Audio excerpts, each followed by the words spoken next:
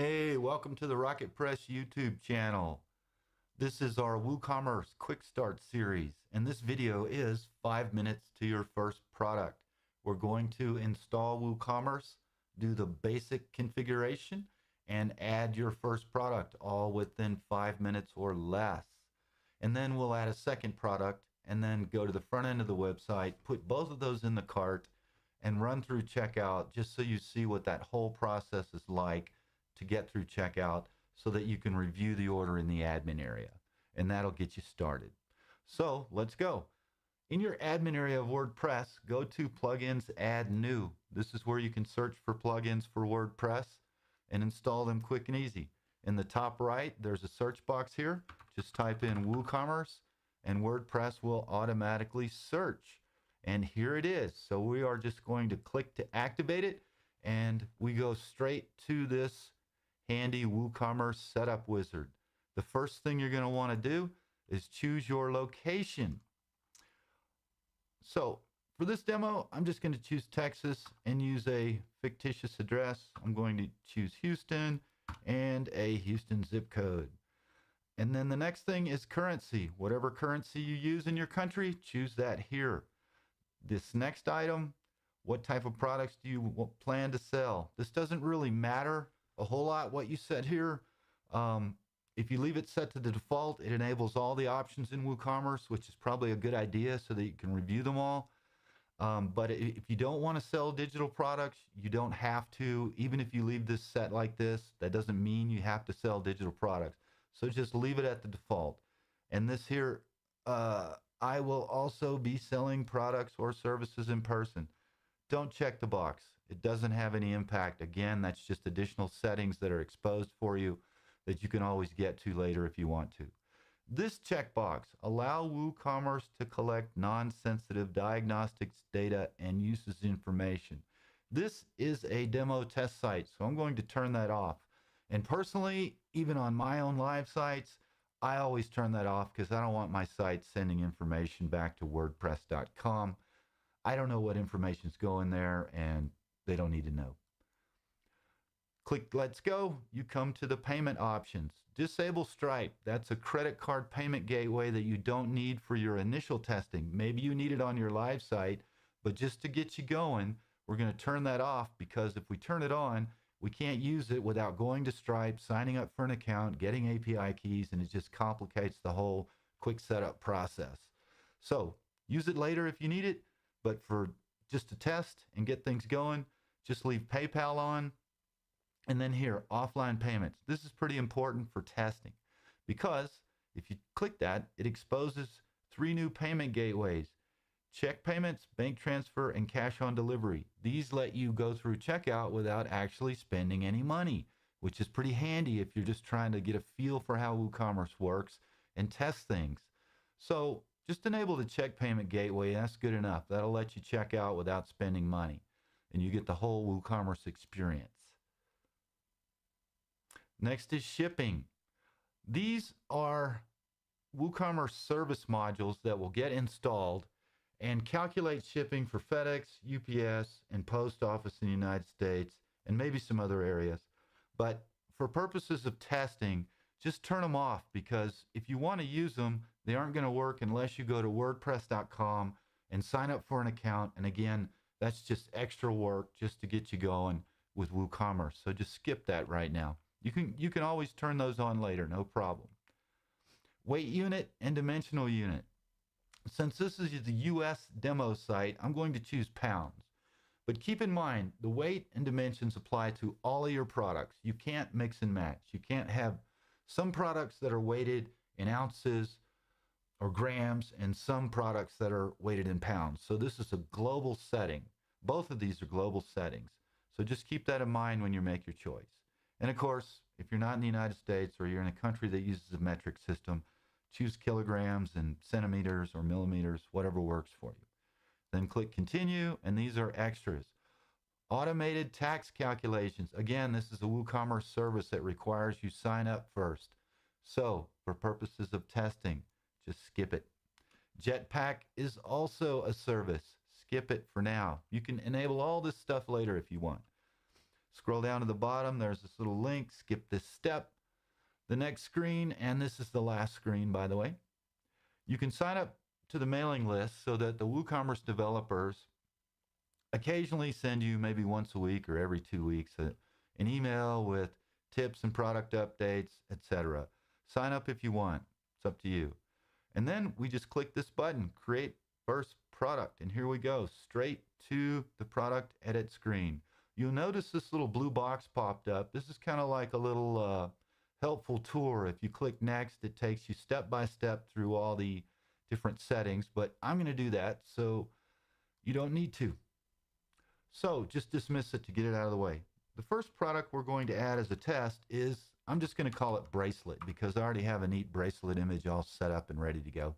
So we type in a title of bracelet. You can put the title to be whatever you want. This is the long description. Here we can write as much text as we want. We can make it bold, italic, put in lists, etc. Add videos and images and whatever you want to do in your description. It's kind of like a blog post in WordPress, except it's a product description. So you can write all you want, but I'm just going to write a little bit. This is a very nice bracelet, if I can spell it correctly.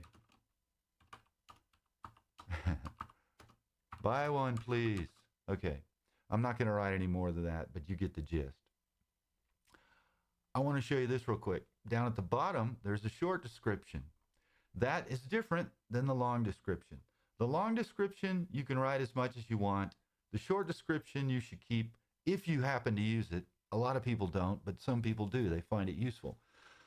Keep it very short because where it appears on the website is up near the top under the product description by the price, whereas the long description displays below the title and price and pictures. And so it's just a handy way to get information right into the view of your shopper real quick. And I'm just going to write short description example because I want you to see that on the public side of the website so you can see what I'm talking about. After that, you got to set a price if you want somebody to buy your product. And here's the neat thing about prices. If you set a price, that's the price of the product. If you leave it empty, shoppers are going to see that on your website, see the product on your website, but there won't be any quantity selector or add to cart button because there's no price. So it still shows up kind of like a brochure product or something, but they can't buy it. But if you set the price to 0, WooCommerce considers that product to be free and they can put them in the cart and check out without having to pay for it. So keep that in mind. You can also set a sale price. And if you do, WooCommerce will display your product page with this regular price with a strikeout through it and excuse me, and the sale price of $99, which will be the price that your shoppers buy it for. If you want to schedule your sale, you can. You can set a from date where it starts and a to date where it ends. So let's just say it starts January 29th, or let's backdate it today. And, oops, sorry about that. And let's say our sale ends January 31st. So WooCommerce is going to automatically take this thing off sale at the 31st, after the 31st. The next setting we have is inventory. We can put a SKU number here if we want. I'll just call it BRC123, and then we can enable stock management. If you need to control the number of items that are sold for a given product, you want to enable stock management. For example, maybe you only have 10 of these bracelets or 2, so you don't want 50 people to order it because you don't have a product for all of them. Enable stock management. Let's say you have 5. Put in how many you have. The next thing you can do is allow back orders. What this does is allow somebody to buy it even if it's out of stock. So if you plan to restock it, you may want to enable back orders. But if you leave it to do not allow, when it runs out of stock, no one else can buy it. If you do enable back orders, you can allow it and choose to notify the customer. So what happens is on the product page, there'll be a little message by the stock indicator telling the customer this product is available on back order if it's already out of stock. If it's not, they won't see that. If you just choose allow, then they won't see that message. They'll be allowed to put it in the cart and they won't have any idea that it's on back order. Sold individually may come in handy for you sometime. Here's how it works. If I check this box to indicate this product is sold individually, what that means is a shopper can only put one of these in the cart per order. So I can't put two of these in the cart and check out. I can only put one. But I can come back and place another order. It's just that I can only buy them one at a time, one per order. So if you ever need to use that for a particular product for some reason, there you go. Next setting, shipping. This is where we configure how much it weighs and how big it is for shipping purposes. So I'm just going to say it weighs a pound. It really doesn't, but I'm just going to put it in a pound for sake of example. And I'm just going to put 6 inches by 6 inches by 4 inches. Shipping class, we won't get into here. There are no shipping classes defined on this website yet. So we'll just skip that. I'll cover that with a quick start shipping video in an upcoming part of this series, as I will with linked products. Upsells, cross-sells, we won't cover here. Advanced, I will cover briefly. Purchase note lets you write a note to the shopper that they're going to see when they buy this product, so that maybe it's important information. For example, maybe you want to include a purchase note that says something like, given that this is the bracelet in this example, maybe you want to tell them, allow 2 weeks for delivery. These are all made to order, because you only make them as they are ordered. Something like that. For any reason you want to give a note about this product to your shopper, use this field. Menu order controls the order that this product displays on your shop page. So usually a shop page will display 10 or 20 or whatever number of products all at once, and then there'll be a paging control where shoppers can go to the next page, etc. But they're displayed in a certain order, and the menu order controls the order in which they are displayed. So, and by default, all products are set to 0, which means since they're all 0, they're just going to be displayed in the order they were created. But if you want to reorder it, say I already have 20 products on my website, but I want this one to show up first in the list because it's brand new and important to me, I can change this number. And this does accept negative values. So the way it works is the higher the number, the lower it shows in the list. And the lower the number, the higher it shows in the list. So if I want to bump this up to the very top of the list, maybe I put in a number like -1 or -2. You can do that. This setting, enable reviews. If you do this, turn this on, shoppers will be able to leave a review for the product. But be forewarned, spammers love to leave spammy comments and link to all kinds of crazy stuff. So you'll need to moderate your comments unless you turn on a setting in WooCommerce that only allows verified buyers to create reviews. And we'll go over that in another part of this series. For now, we'll just leave that box on. And I will go over attributes shortly. But let's go to the sidebar. We need to categorize our products probably. Not everybody does, but usually. You can see I've already added a category called women's jewelry. But if I wanted to add a new category, I could just click this link and type in whatever I want. And then click add, and it'll add it to the list, and I can select it. But since I've already got a category here, I'm just going to check that box. Product tags help with search engine optimization. It also helps arrange products. So maybe you have a list of tags on your site, so people could click on them to find all products that are related. For this example, I'm just going to type in bracelets, jewelry, and by the way, I'm separating these by a comma, and WordPress will automatically split the words up for me, as I'll show you in a minute. Women, and I'm going to type, I'll just leave it at that. Click add, and you see it breaks it up into 3 words for me. Next, we have product image and product gallery. Product image is the primary image that shows up large on the product page, and the gallery allows you to add additional images that show up as little thumbnails under the primary image, and your shopper can click the thumbnails to see a larger view of those. Let's add an image here. I'm just going to upload a file that I have already pre-made bracelet. Boom. And then over here to the right, you see I can set the title, a caption, alt text, and description. You should probably fill out all of those with something definitive related to the product itself, because these are picked up by search engines and it helps with your SEO. Since this is a demo and we're trying to get through it quick, I'm just going to skip that, but don't you skip it.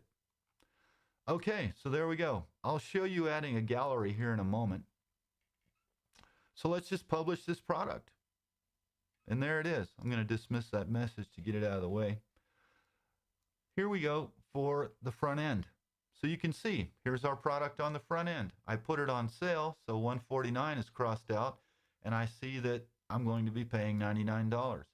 Here's that short description I told you about. It shows up right under the price in most themes. Some themes may put it somewhere else, but this one puts it right there, and that's where most are going to put it.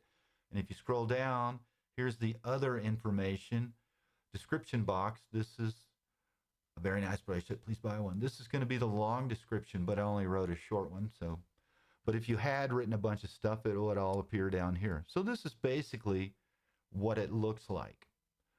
So let's go back to the product editor, because we're going to add another product real quick, just so I can show you how to add a variable product.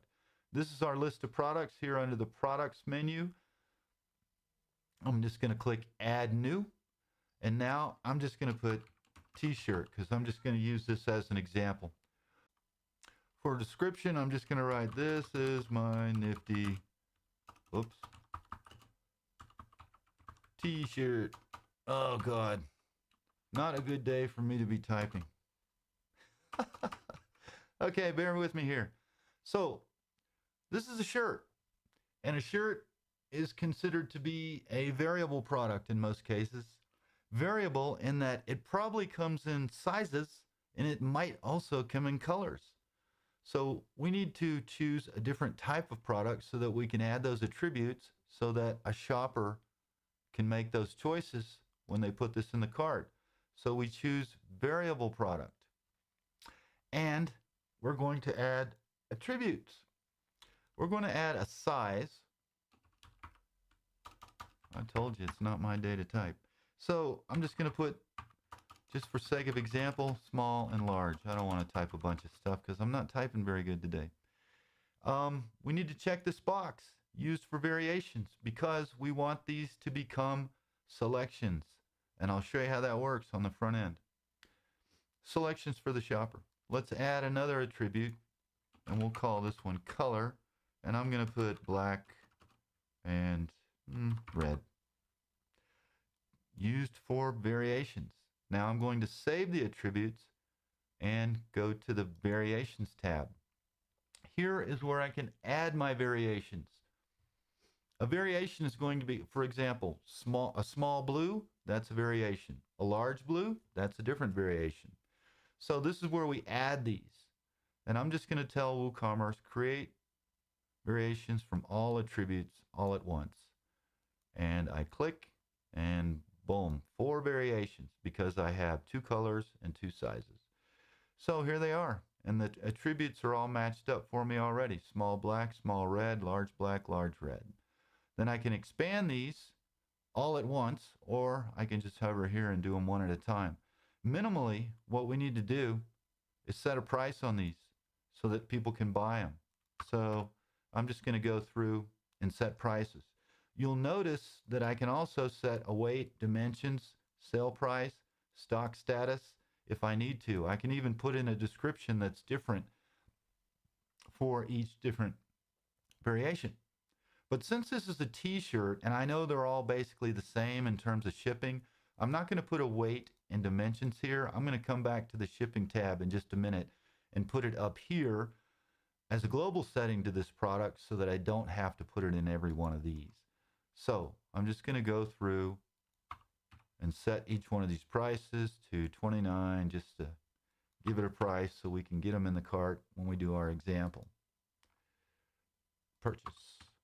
So save changes, and we're done. Let's go back up to shipping, and again I'm just going to put a pound, and I'll just choose 12, 12, we need to add a category. Let's call it men's shirts. Oops, dang it. Well, I'm gonna have to delete that category because I made a typo. I bet you do that too sometimes. I'm just gonna add this, unselect that, and select that. I'll get rid of the category later. Here we have shirts and men's, and I'm just gonna add my tags. And now I need to choose a main product image. And so I am just going to choose this red picture of a t-shirt and choose that as my main image. But in this example, since it's a variable product, I have different pictures for each of my variations. So I'm not going to put a product gallery. I'm going to go back to my variations and expand this. And you'll notice right here, there's this little icon. This lets me set an icon, or a picture rather, for this particular variation. So I've got a picture of a black t-shirt, and I'm just gonna upload that and set that. And now my small black shirt has that. And I'm going to set one for my small red shirt. I've already uploaded the red image, so I'm just going to choose it. And again, for these, black and red. And then I'm just going to publish this product. And there, we've created our first variable product. Now we'll go to the front end and put these in the cart and run through checkout real quick. If you hover over this here, you'll see visit your store. This is going to take you directly to your WooCommerce store page that was automatically created when we installed WooCommerce. And here, oops, did I not publish this? I did not. Okay. Now when we go to the store, we have two products.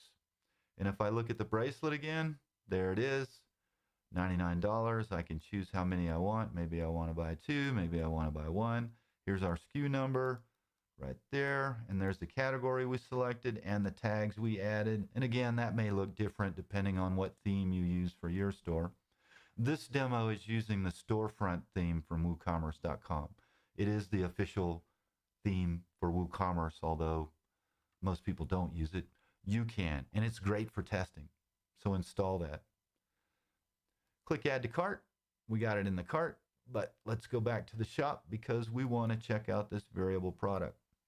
So you can see here the attributes I added, size and color, and it allows me to choose. In fact, I can't even add this to the cart until I do. So I want to choose a large, and maybe I want a black. And see, when I choose black, it switches to that black thumbnail that I had put in the variation a minute ago. And if I just hover over this little product image zoom, it's kind of a magnifier. And if I click on it, I get a bigger full resolution view of that image if I want. So let's add that to the cart. And I can view the cart and see that I've got these two items in there. I could apply a coupon, but I don't have one. And I go to checkout and I have to enter first name, last name. This is all pre-filled because I already have that in my user account here.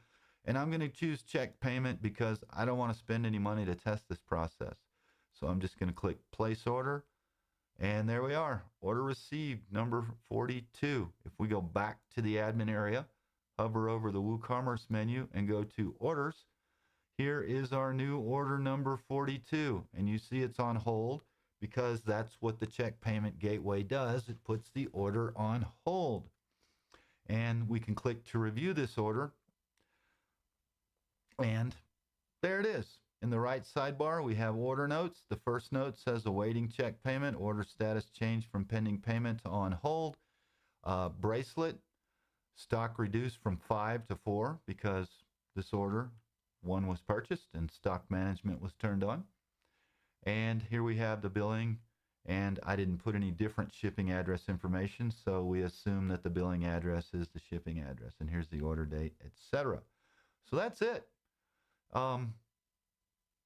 We'll get into more details about orders later, and we'll also go over adding different product types and reviewing all these handy WooCommerce settings that you will find under here, and the reports, and how to create coupons, how to add new extensions, payment gateways, shipping modules, tax setup. All of that will come in future segments of this Quick Start series. So before I go, please subscribe to our channel. Click the little subscribe button down there. And after you do that, you'll see a little bell icon. If you click the bell, YouTube will alert you when we post new segments in this series. Thanks for watching.